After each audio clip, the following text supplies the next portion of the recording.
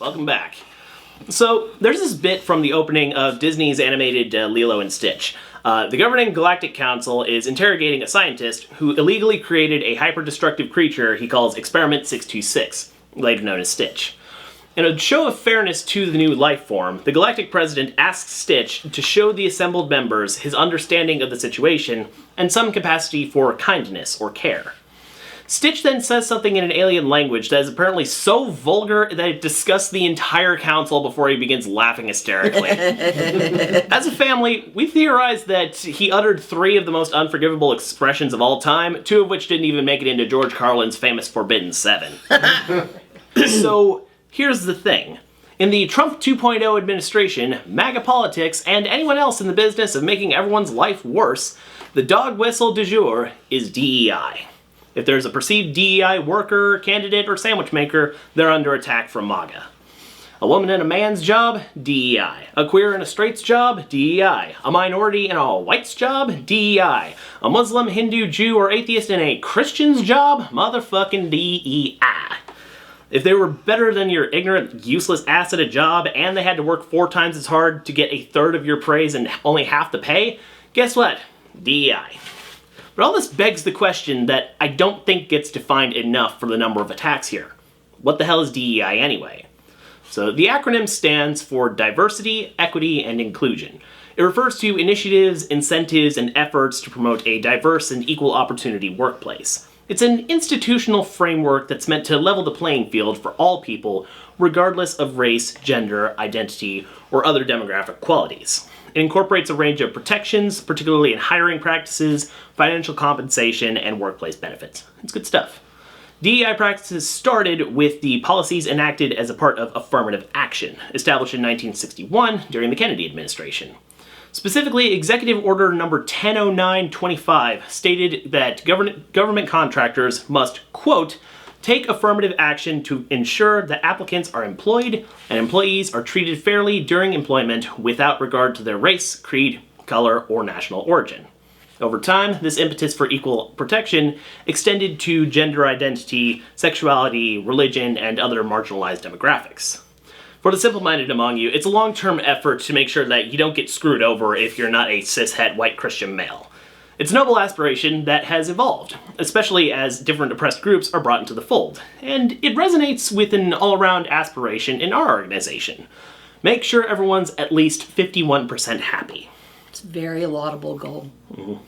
However, if you're a right-wing, no-balls Republican, insecure, racist, sexist, egotistical, lying, hypocritical bigot, the thought of someone who doesn't look, sound, believe, or speak like you is an ice pick to the ear. Nonetheless, if you genuinely are that type of asshole, maybe an ice pick brain scramble would do society an enormous favor. I mean, maybe not for your incurably stupid future, but humanity overall would breathe a lot easier. Especially that guy at the store earlier. Oh yeah. In the magosphere, DEI has become a catch-all term for people they deem inferior. It's an easy way to heap derision onto anyone who doesn't fit their definition of Aryan perfection. Basically, if someone isn't in the Red Cat in-group and is trying to live their best life, they clearly achieve this advantage through DEI. How very dare the lowly mud people get to live happy and successful lives when Jim Bob's Meemaw has to cough up extra to cover her single-wide homeowner's insurance premiums. Meemaw! We'll get back to that joke. That's Graham. Now, I should clarify that despite my previous definition of the term and the equitable goals involved, DEI doesn't mean the same thing between the historical definition and right-wing hate-mongering. For reasonable humans, DEI practices are a way to prevent injustices in hiring practices that to give everyone the opportunity for life, liberty, and the pursuit of happiness despite forces that would seek to oppress them. In MAGA land, they don't care about history, justice, or empathy.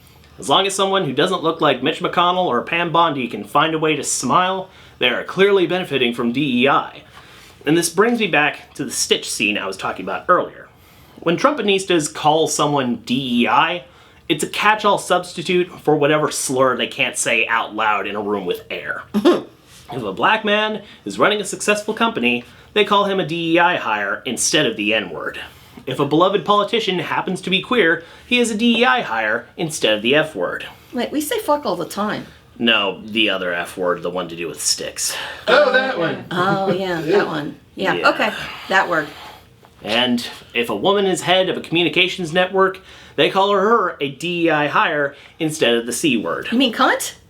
I guess we do use that one a bit. Well, it's very, very European. Yeah, it's cultured.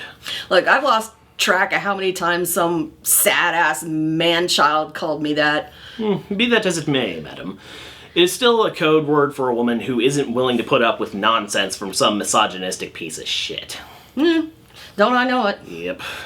The point is, Republicans don't care about the history or purpose of DEI practices. They only care about aggravating and encumbering people whom they deem inferior for getting benefits that level the playing field in society and provide the opportunity for social, economic, and political success. Even after the election was over, the Trump campaign kept referring to VP Kamala Harris as a DEI candidate. And it should be noted that no part of the electoral process at any level in the US factors in DEI practices. So this claim doesn't even make any sense from a factual administrative view. It's just Trump and the MAGA mob's way of calling Harris the C word and the N word. At the same time. Yeah. A rare point of efficiency in something incredibly horrible. Well, Aside from the societal and political implications of DEI as an unclever slur, I feel like it also specifically highlights an underlying aspect of right-wing politics, and toward a larger point, politics overall. Raw cowardice. MAGA has the entire US government wrapped around their finger. Red caps are getting pardoned left and right, giving them the thumbs up to do whatever they want, and the current administration is turning ICE into its own Dollar Tree Gestapo. sorry. And yet, they still hide behind DEI as a way to avoid saying what they actually mean. Furthermore, Democrat politicians continue to pussyfoot around any meaningful action against the slow decline of the nation toward fascism. They have chosen to fully go along with this charade under the banner of maintaining normalcy in the spirit of bipartisanship. The entire world can see what maggots are working towards, and yet Democratic leadership still believes there's a quiet part that the Christo-fascists won't say out loud. Yeah, good luck with that, buddy. Remember, if you hear someone talking shit about a DEI worker, just know that they're too much of a coward to call them a pejorative to their face. And if that's the case, I return to my previous policy. If they hate you, hate them back more. At that point, your moral high ground is to mercilessly insult every aspect of their existence. They may still think that there's a quiet part to be hidden, but you can be brave enough to call them a discount Nazi bootlicker straight to their fucking face. Which I did today. Yeah. Lead by example. Their only options at that point are to run away in disgrace or take a swing at you. In the latter case, you now have a self-defense plea and can give them the business end of an elbow. Just remember to sing. Solar plexus, instep, nose, groin. The immortal words of Gracie Lou Freebush. Kick him in the front tail. Hell yeah. got a lot of rage. Got a lot of rage. Alright. So, that's what I got.